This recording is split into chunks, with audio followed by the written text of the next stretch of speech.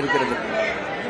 ரகு, நீங்க இருக்கிற மருத்துவமனையில எவ்வளவு பேர் மொத்தமாக அனுமதிக்கப்பட்டிருக்காங்க? பலி எண்ணிக்கை உயர்ந்து கொண்டே செல்வதற்கு என்ன காரணம்?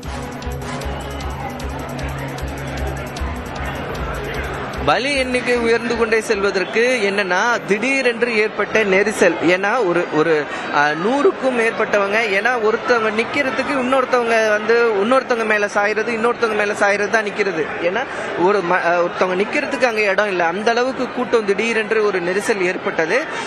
ஒரு 100 பேர் ஒட்டுமொத்தமாக அந்த பேருந்து, அது ஒரு 100 அடி சாலை.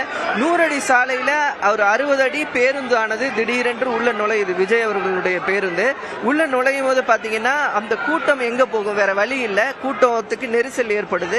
அந்த விஜயை பார்க்கணும், அவரோட போட்டோ எடுக்கணும், செல்ஃபி எடுக்கணும்னு நிறைய கும்பல் அவங்களும் நெருக்கடியில் உள்ளாகிறாங்க. அதனால ஒட்டுமொத்தமா எல்லாமே சேர்ந்த ஒரு பிரச்சனை தான் இந்த பகுதியில் ஏற்பட்டதை நம்ம நேரில் பார்க்க முடிந்தது. மிகவும் சோகமான நிகழ்வு இது. இந்த நிகழ்வை நம்ம பார்க்கும் போது உறவினர்கள்லாம் கதறி அழுது கொண்டே வந்து கொண்டு இருக்கிறத நம்ம பார்க்க முடிகிறது. ஏன்னா இந்த சம்பவம் நடந்த இடம், மருத்துவக் கல்லூரி இருக்கிற இடம் பாத்தீங்கன்னா நியர்லி ஒரு 7 கிலோமீட்டர் தூரம் இருக்கு. அந்த தூரத்திற்கு அளவுக்கு இப்ப தனியார் அங்கங்க பக்கத்தில் இருக்கிற தனியார் மருத்துவமனைகள், கிளினிக்ல அனுமதிக்கப்பட்டிருந்தவங்க எல்லாம் தற்போதுதான் 1 by 1, ஏன்னா ஆம்புலன்ஸ்கள் பற்றாக்குறை ஏற்பட்டுருச்சு. ஆம்புலன்ஸ் இல்லாம நிறைய உறவினர்களே பொண்ணை காப்பாத்துங்க, பிள்ளைய காப்பாத்துங்கன்னு அழுததெல்லாம் நம்ம கண் கூட பார்க்க முடிந்தது. மிகுந்த சோகத்தை ஏற்படுத்தி இருந்தது.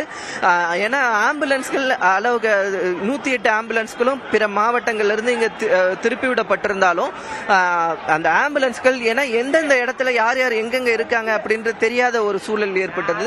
இதற்காக தான் காவல்துறை ஆம்புலன்ஸ் செல்வதற்கு வழிவகை செய்ய வேண்டும், கூட்டத்தை கட்டுப்படுத்துவதற்கு தன்னார்வலர்களை நியமிக்க வேண்டும் போன்ற கட்டுப்பாடுகள்லாம் விதிச்சிருந்தாங்க.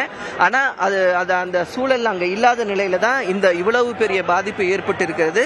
தற்போது படிப்படியாக ஒவ்வொருவராக தற்போது இந்த மருத்துவமனைக்கு, அரசு மருத்துவக் கல்லூரி மருத்துவமனைக்கு மாற்றுவதற்கு ஏற்பாடுகள் செய்யப்பட்டிருக்கிறது. கூடுதல் படுக்கை வசதிகள், தற்போது வென்டிலேட்டர்கள் போன்றவையெல்லாம் கூடுதலாக தற்போது இங்கே வைக்கப்பட்டிருக்கிறது. அது மட்டும் இல்லாமல் அவசர சிகிச்சை பிரிவில் பார்த்தீங்கன்னா கூடுதல் செவிலியர்களும் கூடுதல் மருத்துவர்களும் தற்போது உடனே பணிக்கு வர உத்தரவிடப்பட்டிருக்கிறதுனால அவர்கள் எல்லாம் தற்போது பணிக்கு வந்து கொண்டிருக்கிறாங்க. ரகுவரன், இப்ப மொத்தமா எந்தெந்த மருத்துவமனைகள்ல பாதிக்கப்பட்டவர்கள் அனுமதிக்கப்பட்டிருக்காங்க? இப்ப 10 பெண்கள் பலி என்ற அந்த தகவலையும் நாம பாக்குறோம். இப்ப எல்லா மருத்துவமனைகள்லயும் அந்த ஏற்பாடுகள், நீங்க சொல்ற அந்த ஏற்பாடுகள் அதிகரிக்கப்படுமா?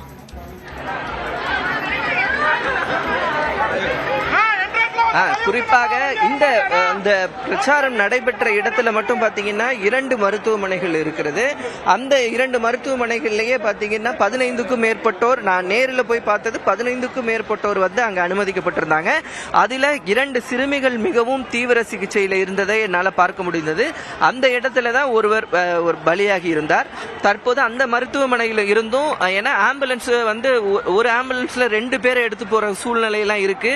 யாரு முக்கியத்துவம் கொடுத்து யாருக்கு முக்கியத்துவம் தேவைப்படுறதோ அவங்கள முக்கியத்துவம் கொடுத்து தூக்குற சூழ்நிலை இல்லை. ஏன்னா ஒரு பதட்டமான சூழல் இருக்குது. திடீரென்று அடித்தடி நடக்குது. ஆம்புலன்ஸ்க்காக அடித்துக் கொள்ளக்கூடிய காட்சிகள் எல்லாம் நம்ம மிகவும் வேதனைக்குரிய காட்சிகளா பார்க்க முடிந்தது. அதனால எந்த அளவுக்கு யார் யாருக்கு முக்கியத்துவம் கொடுத்து ஆம்புலன்ஸ் எடுக்க முடியும்? ஏன்னா திடீரென்று இது ஏற்பட்டதுனால ஒரு ஒருங்கிணைப்பு இல்ல. அந்த சம்பவம் நடந்த இடம் மிகவும் ரஷ்ஷா இருந்த இடம். அதனால ஒரு ஆர்கனைஸ் இல்ல. ஒரு ஆம்புலன்ஸ் அந்த இடத்தை ரீச் பண்ண முடியாத சூழல் இருக்குது. இது போன்ற தான் தற்போது அந்த பகுதியில் தடியடி நடத்தியிருக்காங்க போலீசார். தடியடி நடத்தி பாதிக்கப்பட்டவர்களுடைய ஆம்புலன்ஸ்கள் செல்வதற்கான ஏற்பாடுகள் செய்திருக்காங்க. ஆம்புலன்ஸ்கள் இப்ப ஒவ்வொருத்தவங்களா வராங்கன்னா அவங்க ஆம்புலன்ஸ் கிடைக்கிறதுக்கு ரொம்ப சிரமப்படுறாங்க. அவங்க உறவினர்கள்லாம் ரோட்ல அழுதுகிட்டு இருக்காங்க, சீக்கிரம் தூக்கிட்டு போகணும், சீக்கிரம். ஏன்னா மூச்சு திணறல் ஏற்பட்டு தான் இந்த பாதிப்பு ஏற்பட்டிருக்கு. அப்ப மூச்சு திணறல் ஏற்பட்டதுன்னா அவங்களுக்கு தேவை உடனடியான ஆக்சிஜன் தேவை. அப்ப ஆக்சிஜன் கொடுத்த எந்த அளவுக்கு விரைவாக அவங்களுக்கு ஆக்சிஜன் கிடைக்குதோ அந்த அளவுக்கு அந்த பாதிப்புகளை நம்ம குறைக்க முடியும். ஆனா ஆக்சிஜன் சிலிண்டர்ஸ் கிடைக்கிறதுல உடனே, ஏன்னா அந்த அவ்வளவு பேர் பாதிக்கப்பட்டிருக்கிறதுனால இந்த ஆக்சிஜன் சிலிண்டர், ஆக்சிஜன் கொடுப்பது, மருத்துவ சிகிச்சை கொடுப்பதெல்லாம் பெரும் பாதிப்பு இங்க இருக்கிறத பார்க்க முடிகிறது. தற்போது கூடுதலாக ஆம்புலன்ஸ்கள் வந்திருக்கின்றன. தனியார் மருத்துவமனைக்கும் மருத்துவ குழுக்கள் உடனடியாக அரசு சார்பாக அமைக்கப்பட்டிருக்கிறது. அந்த குழுக்கள் தொடர்ந்து கண்காணிப்பு பணியில தற்போது ஈடுபட்டு இருக்காங்க. ரகுவரன், இப்போ கரூர் அரசு மருத்துவமனைக்கு 23 உடல்கள் வரப்பெற்றிருக்கு அப்படின்ற அந்த தகவலும் கூட நமக்கு கிடைச்சிருக்கு. இப்போ இது மாதிரியான நிகழ்வுகள் தொடர்ந்து நடைபெற்று கொண்டே இருக்கு. இப்போ மேலும் 20 பேர் கவலைக்கிடமாக, 15லிருந்து 20 பேர் கவலைக்கிடமாக இருப்பதாக அந்த தகவலும் கூட சொல்லப்படுகின்றன. இப்போ மற்றவர்களை காப்பாற்றுவதற்கான அந்த ஏற்பாடுகள், அதே போன்று இது போன்ற மூச்சு திணறல் ஏற்படும் சமயத்தில் என்னென்ன உபகரணங்கள் உடனடியாக தேவைப்படும், அவை அங்கு இருப்பதை உறுதி செய்கிறார்களா?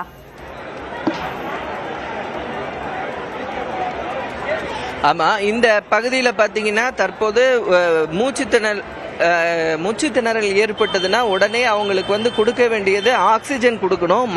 ஆக்சிஜன் மாஸ்க் இருந்தாதான் அவங்கள சீக்கிரம் நம்ம ரெக்கவரி பண்ண முடியும். அவங்களுக்கு தேவை ஓப்பனான ஏர் ஸ்பேஸ் வேணும். கூட்ட நெரிசல் இல்லாம எப்படி ஹீட் ஸ்ட்ரோக் ஏற்படுதோ அதே மாதிரிதான் இந்த கூட்ட நெரிசல் போன்ற பாதிப்பு. இந்த நெரிசல்ல பாத்தீங்கன்னா நிறைய பேர் அவங்க மேல ஏறி மிதிக்கிறதுனால அவங்களுக்கு இந்த ஒரு வயதானவர்லாம் இறந்து போனது என்னன்னா, அவர் மேல ஏறி நிறைய பேர் மிதிச்சிட்டு இருக்காங்க. அவர் மேல இருந்து ஒரு 10 பேரை எடுத்ததுக்கு பிறகுதான் அவரது உடலை மீட்க முடிந்தது. அது போன்ற ஒரு சூழல். ஏன்னா ஒரு கட்டுக்கடங்காத நிலையில ஆரவாரமான கொண்டாட்டம், பக்கத்துல சுத்தி என்ன நடக்குதுன்னே தெரியாத அளவுக்கு இவங்க இந்த கொண்டாட்டத்தில் ஈடுபட்டதை நம்மளால பார்க்க முடிந்தது. அருகில் இருக்கக்கூடிய நிறைய வீடுகள் நொறுக்கப்பட்டிருக்கிறது. அந்த வீட்டின் கூரைகள் மீது ஏறி அமர்ந்து அந்த வீட்டின் கூரைகள்லாம் உடைஞ்ச நிலையை நம்மளால பார்க்க முடிந்தது. அந்த அளவுக்கு ஒரு கட்டுக்கடங்காத ஒரு நிலையில இருந்ததுனாலதான் இவ்வளவு பெரிய பாதிப்பு ஏற்பட்டதை நம்ம நேர்ல பார்க்க முடிந்தது. தற்போது கூடுதலாக ஆம்புலன்ஸ்கள் வரப்பட்டிருக்குது. அது இல்லாம மருத்துவ அமைச்சர் மா சுப்பிரமணியம் அவர்களும் பள்ளிக்கல்வித்துறை அமைச்சர் அன்பில் மகேஷ் அவர்களும் தற்போது இந்த பகுதிக்கு வந்துட்டு இருக்காங்க. அது மட்டும் இல்லாமல் ஏற்கனவே பொறுப்பு அமைச்சராக இருந்த செந்தில் பாலாஜி மற்றும் விஜயபாஸ்கர் அவர்களும் தற்போது இந்த பகுதியில மருத்துவமனையில இருக்காங்க. மருத்துவத்துறையை பொறுத்த வரைக்கும் பாத்தீங்கன்னா உடனடியாக சிறப்பு குழு அமைக்கப்பட்டு திருச்சியில் இருந்தும் அருகில் இருக்கக்கூடிய மாவட்டங்களில் இருந்தும் மருத்துவ குழுக்கள் இங்க உடனே வர சொல்லி இருக்கிறாங்க. கூடுதல் மருத்துவர்களும் கூடுதல் டிஎம்எஸ் தலைமையிலும் டிஎம்இ தலைமையிலும் டிபிஹெச் தலைமையிலுமான குழுக்கள் அமைக்கப்பட்டு கூடுதல் மருத்துவர்கள் எங்கெங்கெல்லாம் அருகில இருக்க மருத்துவமனைகளில் இருக்கக்கூடிய மருத்துவர்கள் எல்லாம் உடனடியாக இந்த பகுதிக்கு வருவதற்கு குழு அமைத்து தற்போது அவர்களுக்கு கூடுதல் மருத்துவர்களுக்கான ஏற்பாடுகள் செய்யப்பட்டிருக்கிறது. இந்த ஆபத்து காலங்களுக்கு பொறுத்த வரைக்கும் இது எதிர்பார்க்காத ஒரு நிகழ்வு. இப்படி ஒரு நிகழ்வு நம்ம கண் முன்னரே பார்ப்பது மிகுந்த வேதனையாக இருக்கிறது. ஏன்னா